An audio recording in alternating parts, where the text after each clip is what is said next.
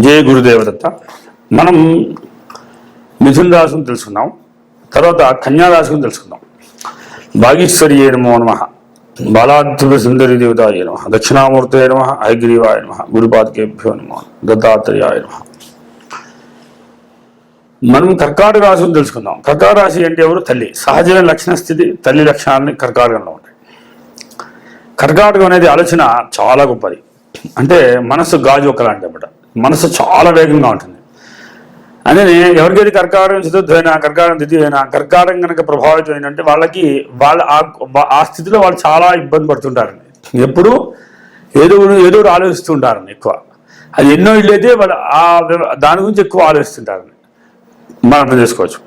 ఇప్పుడు కర్కాటకం అంటే సహజమైన గృహస్థానం, వాహన స్థానం కూడా. అంటే మన మనస్సు లగ్నం చేసి కనుక బండి నడపకపోతే శిల్పి కింద పడతాం.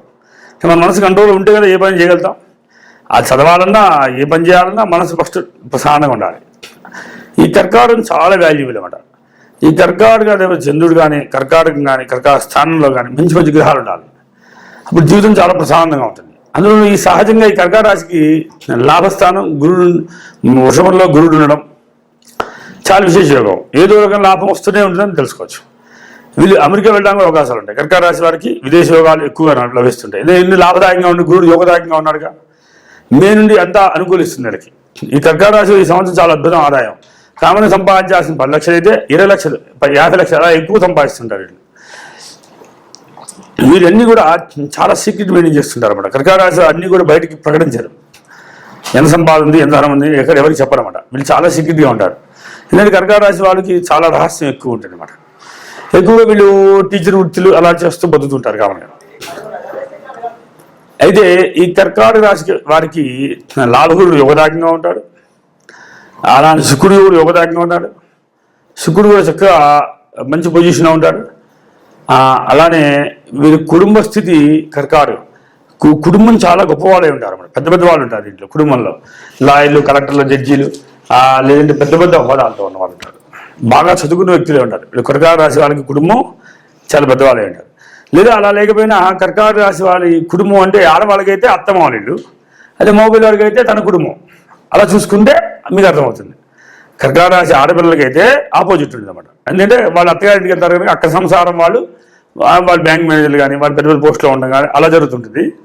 ఆ మగపిల్లాడిది కనుక తన కుటుంబంలోనే గొప్ప వాళ్ళు, పెద్ద పెద్ద వాళ్ళు ఉన్న వాళ్ళే ఉంటారు అన్నమాట.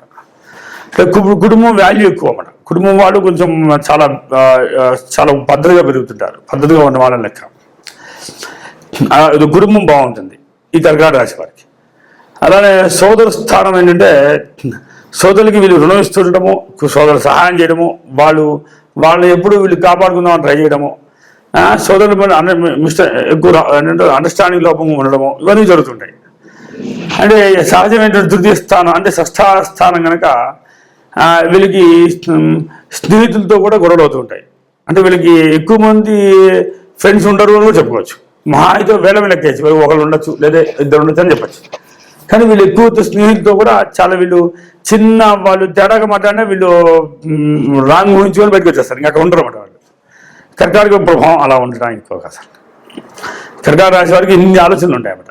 అందుకని వీళ్ళతో చాలా ప్రేమగా న్యాచురల్ ఉండకపోతే ఏదైనా రాంగ్ మాట్లాడితే వాళ్ళు అక్కడ వెళ్ళిపోతారు. తర్వాత వాళ్ళు రారు ఇక్కడికి.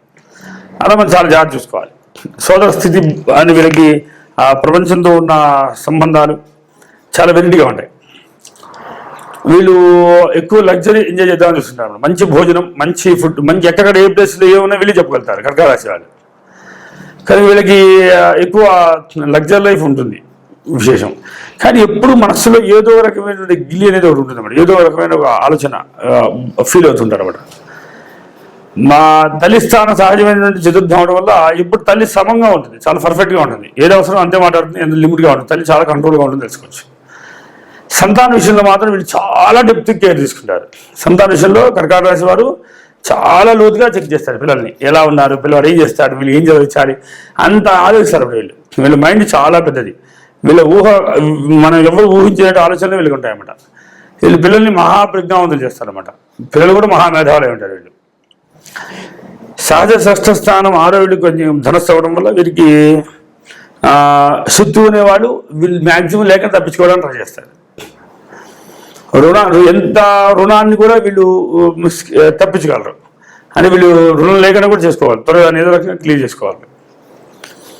సహజాన సప్తమస్థితి అవడం వల్ల భార్య పట్ల వీళ్ళకి పెద్ద ప్రాముఖ్యత ఉండదు. ఉన్నా దాన్ని మనం అమలు చేయలేకపోవచ్చు, లేదా దూరంగా ఉండొచ్చు, లేదా కొంతమంది విడాకులు కూడా మెల్లి పెళ్లి చేసుకుంటుంటారు. కర్కాటక రాశి వారికి, కర్కాటక లగ్నం కానీ కర్కాటక రాశి కానీ మెల్లి ద్వితీయ వివాహాలు అవుతుంటాయి వారికి. ఎందుకంటే శని సప్తమ స్థితి భర్త స్థానం, భార్య కారకుడు భర్త కారకుడు ఆయన కనుక అష్టమ స్థితిలో ఉండడం వల్ల సంసార జీవితం పెద్దగా అందంగా ఉందని చెప్పడం లేదు. ఏదో సంసారంలో ఏదో లోపం ఉంటూ ఉండదు. ఎప్పుడు ఏదో కోల్పోయాం. ఈ కర్కాటక రాశి వారికి భర్త ఎప్పుడు కూడా ఏదో ఆలోచిస్తుంటారు అన్నమాట. జీవితం ప్రశాంతంగా లేదే, ఆనందాన్ని పొందలేకపోతున్నానే అనే ఫీలింగ్ అన్నీ వస్తుంటాయి. తర్వాత వృత్తిపరమైనటువంటి ఆలోచనలో వస్తే మాత్రం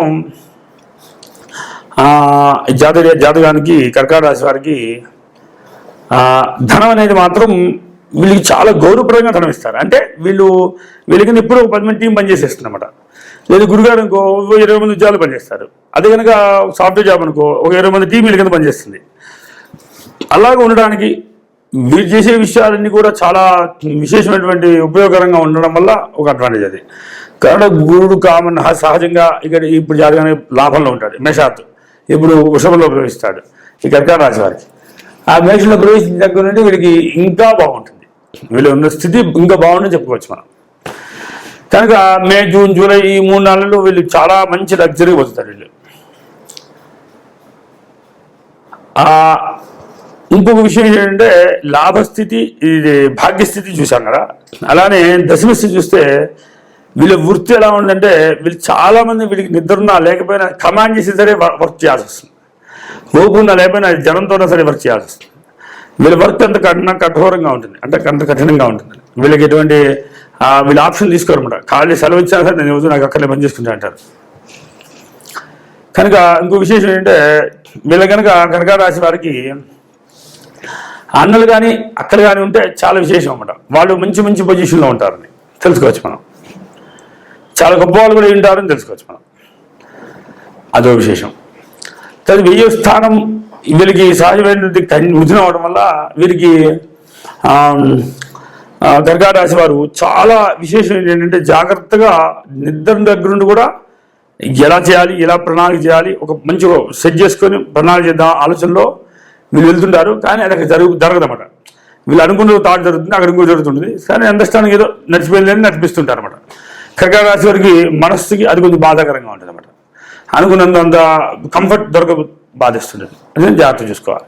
కనుక ఈ దోష పరిహారానికి కుదిరితే బుధుడికి జపం చేసుకోవాలి. సంసార సమస్య ఉంటే కనుక శని జపం చేసుకోండి. అలా కనుక సంతానములకు ఇబ్బంది ఉంటే కుదురు జపం చేసుకుంటే జీవితం హ్యాపీగా ఉంటుంది. జయ గురుదేవదత్త. జయ గురుదేవదత్త. వాగీశ్వరి నమ, బాలాద్రి సుందరి దేవతాయ నమ, దక్షిణామూర్తే నమ, హైగ్రీవాయ నమ, అస్మిన్ గురుపాదికేభ్యో నమో నమః. మనం కర్కాటకం అయిపోయింది. ఇప్పుడు తదుపరి సింహరాశిని తెలుస్తున్నాం. అసలు సింహరాశి ఒక గొప్పతనం ఏంటంటే ఒక మంచి స్టార్ లాంటిది అన్నమాట సింహరాశి. ఒక రవి బలంగా ఉండి మిగతా గ్రహాలకు యోగాలు ఉంటే కనుక రవి ఎవరికైతే జాతకంలో సింహరాశి అవుతారో వారి స్థితి చాలా గొప్పదని వారిని స్పెషల్గా గుర్తిస్తుంటారు. అందరూ కూడా ఏదో ఒక రకమైన స్పెషల్ ఉంటుంది అతనికి, స్పెషలైజేషన్. అంటే ఈ స్పెషల్గా తను ఫోకస్ చేయడం, తను ఎక్కువగా అందరూ చూడటం, తనే అందరూ అంటే టార్చ్ లైట్ లాగా. టార్చ్ లైట్ ఎవరి మీద వేస్తే వాళ్ళ మీద మనం మనిషి క్లియర్ కనబడుతుందో అలాగే వీళ్ళ లైఫ్ కూడా వీళ్ళు గుర్తింపు పొందుతుంటారు అనమాట. దేని దాంట్లో అబ్బా ఇతను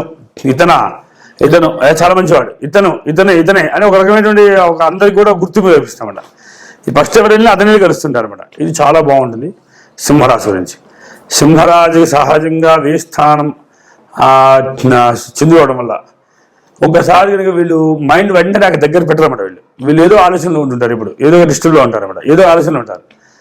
సరే నిద్రపోయినా ఒకటాలు ఎవరు వీళ్ళు నిద్రలో ఫుల్ ఎంజాయ్ చేస్తుంటారు. వీళ్ళు మంచి నిద్రలో ఏదో అన్ని లోకాలు ఇటువంటి ఫీల్ అవుతుంటారు వీళ్ళు.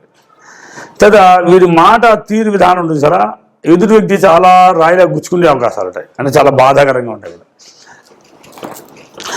వీళ్ళ మాట చాలా జాగ్రత్తగా మాట్లాడాలి. వీళ్ళు రఫ్గా ఉంటుంది మాట, కానీ వీళ్ళకి అంత ఎదురు వ్యక్తితో గౌరవంగా మాట్లాడారు. వీళ్ళు చాలా తేడాగా మాట్లాడుతుంటారు, అది చాలా డిస్టర్బ్ చేస్తుంది లైఫ్ని. తర్వాత ఆ సోదరులు ఒకళ్ళు ఉండొచ్చు అని తెలుసుకోవచ్చు, ధర్మంగా ఉంటారు. అలానే సింహరాశి వారికి మాతృస్థితి చాలా తల్లి చాలా కంట్రోల్ చేస్తుంది వీళ్ళని. సింహరాశి వాళ్ళని తల్లి కమాండ్ చేస్తుంది. అలానే వీళ్ళు ఆలోచన చాలా గొప్పదని తెలుసుకోవచ్చు. వీళ్ళు ఎలా అయితే మనం పేరు సంపాదించి ధనాన్ని సంపాదించి అన్ని మార్గాలను ఎత్తుకోగలరండి. వీళ్ళకి అన్ని విషయాల్లో చాలా అవగాహన ఉంటుంది. అలానే సహజమైనటువంటి షష్ఠస్థితి ఉండడం వల్ల రోగాలు రుణాలు ఎప్పుడు తరచు వెంటాడుతున్నాయని చెప్పచ్చు. ఏదో సమస్య ఎప్పుడు వీళ్ళు బాధపడుతూ ఉంటారని చెప్పచ్చు. అంటే వీళ్ళకి ఎప్పుడు ఒంటి మీద ఎముకల ప్రాబ్లం, శరీరం లేవకపోవడం, నరాలు బలహీనంగా ఉండడం, వాత ప్రభావం ఉండడం ఏవో జరుగుతుంటాయో మనం అర్థం చేసుకోవచ్చు. లేదా వీళ్ళు ఎముక బలం ఎక్కువ ఉంటుంది వీళ్ళకి, అలా కూడా ఉంటుంటారు, అలా తెలుసుకోవచ్చు. అంటే గ్రహం అనుకూలంగా ఉంటే మంచి ఫలితాన్ని ఇస్తుంది, చెడుగా ఉంటే చెడు ఫలితాన్ని ఇస్తుంది. ఆ స్థానంలో ఉన్న ప్రభావం బట్టి మనం మార్చుకుంటుంటాం. అలానే ఇంకో విశేషం ఏంటంటే సప్తమ స్థితి శని అవుతాడు. సప్తమ స్థితి అంటే భార్య వివాహం చేసుకునేటప్పుడు కొంచెం రుణం చేసుకోవడము, లేదంటే సమస్యగా చేసుకోవడము, లేదా కొంచెం హెల్త్ బాగుండడం చేసుకోవడము ఇలాగో జరుగుతుందని తెలుసుకోవచ్చు. తర్వాత ఈ సింహరాశి వారికి సహజ అష్టమము మేషం అవడం వల్ల గురుడు ఈ జాతకానికి కొంత యోగదాయకంగా ఉంటాడు, కొంత యోగించినట్టుగా ఉంటాడు. శని మాత్రం ఈ లగ్నానికి సహజంగా సప్తమ స్థితి కనుక వృత్తిపరమైనటువంటి గురుడు కూడా మేషంలో ప్రవేశించాడు కనుక, వృషభంలో మేలుని ప్రవేశిస్తాడు కనుక, శని ఏమో మకర కుంభాల మధ్యలో ఉన్నాడు కనుక వ్యక్తులు చాలా అనేక రకాలైనటువంటి సమస్యలు ఎదుర్కొంటూ ఉంటారు. కొంచెం వాటిని అలవాటు పడుతుంటారు. జీవనం విచిత్రంగా ఉంటుందని తెలుసుకోవచ్చు. మనం జీవనం ఎలా ఉంటుందంటే విచిత్రంగా ఉంటుందని కూడా తెలుసుకోవచ్చు. అయితే మనం సింహరాశి వారిని చేసినప్పుడు వీళ్ళు ఎప్పుడు ఏదో పనులు చేస్తూనే ఉంటారు. సూర్యుడు రథానికి పరిగెత్తుతూ మనకి ఎండను ఎలా చేస్తున్నారో వీళ్ళు కూడా అంటే 24 మనకి ఏదో పని చేద్దాం, సహాయం చేద్దామని చూస్తుంటారు అనమాట. అదే సింహరాశి వారు పెళ్లి చేసుకునే ముందు జాగ్రత్తగా గమనించాల్సి విషయం అంటే వాళ్ళు చెప్పే మాట మీరు రెండింటిది వివాహం చేసుకోవాలి. సింహరాశి చాలా వాల్యుబుల్, మేషం చాలా వాల్యుబుల్. వీళ్ళు మాత్రం మీ పర్మిషన్ తీసుకొని ముందుకెళ్ళాలి. అయితే మనం ఈ సింహరాశి వారికి సప్తమ స్థితి శని, అష్టమ స్థితి గురుడయ్యాడు, భాగ్యాధిపతి కుజుడయ్యాడు అవడం వల్ల వీళ్ళు సింహరాశి వాళ్ళు ఎక్కువ మిలిటరీలో కానీ, లేదా పోలీస్ డిపార్ట్మెంట్లో కానీ, లేదా ఉన్నత స్థితిలో ఉండడం కానీ, లేదా కలెక్టర్ అవ్వడం కానీ, వీళ్ళకి కొన్ని పొజిషన్లు ఉన్న అవకాశాలు ఉంటాయి. వీళ్ళు బాసుల ద్వారా కొంత లాభం ఎక్కువ పొందడానికి కూడా అవకాశాలు ఉంటాయి. అలానే వృత్తిపరమైనటువంటి ఇబ్బంది ఏమి లేదు వీళ్ళకి. వృత్తి వీళ్ళే కావాలని ఎప్పుడు వృత్తిలో ఉన్న వాళ్ళంతా కోరుకుంటుంటారు. వృత్తిపరమైన అభివృద్ధి బాగుంటుంది వీళ్ళకి. ఎక్కడున్నారో అక్కడ జీవితాన్ని చాలా ఏళ్ళ వరకు అక్కడే నడిపిస్తుంటారు, జీవితాన్ని అలా నడిపించుకుంటూ పోతుంటారు. ఇంకో విశేషం ఏంటంటే ఈ సింహరాశి వారికి వేస్థానం చదవటం వల్ల చంద్రుడి యొక్క విధానం ఏంటంటే ఆలోచన. దేనికోసం ఖర్చుపెడతారో తెలియదు, దేనికోసం తిరుగుతారో తెలియదు, తిరుగుతుంటారు, ఖర్చుపెడుతుంటారు, పోతుంటారు, వస్తుంటారు. అంటే మనసు నిలకడగా ఉండదని తెలుసుకోవచ్చు. వారు ఏం పని చేస్తారో వాళ్ళకి క్లారిటీ ఉంటుందని అనుకోవచ్చు మనం. ఇన్ని విశేషాలు ఉన్నాయి. అలా సింహరాశి వారికి ఇంకో విశేషం ఏంటంటే వెనకాల ఆలోచన ఏమో కరెక్ట్గా ఉండదు, ముందేమో ధనం సమృద్ధిగా లేదు, కుటుంబం పట్ల గౌరవం లేదు, చాలా సమస్యలు కనబడుతుంటారు, అన్ని జీతాలనే కనబడుతుంటాయి.